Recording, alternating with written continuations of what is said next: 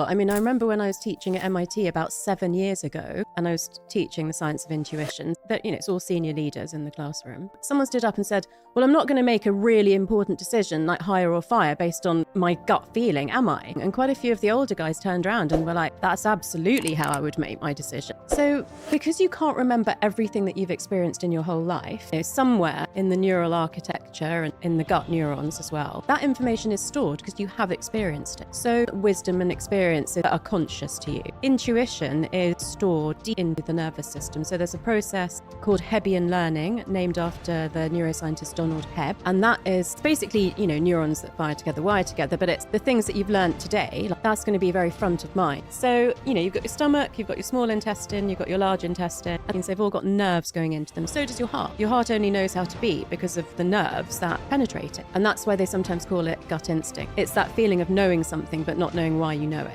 Do you think that men and women are different in terms of their intuition? Let's put it like this. If you had 100 people in a room, 50 men and 50 women, and you asked them to line up in order of height, not all the men would be taller than all the women. In the middle, there'd be a bit of a mixture. There's some disparity, so I think most people would agree that it feels like more women are in touch with their intuition than men, but it's absolutely not all women. I think they're more open to accepting that it's a thing, and I believe that more men need the science to explain how intuition works. With age and experience and wisdom, I think people are beginning to understand that intuition is actually your strongest decision making.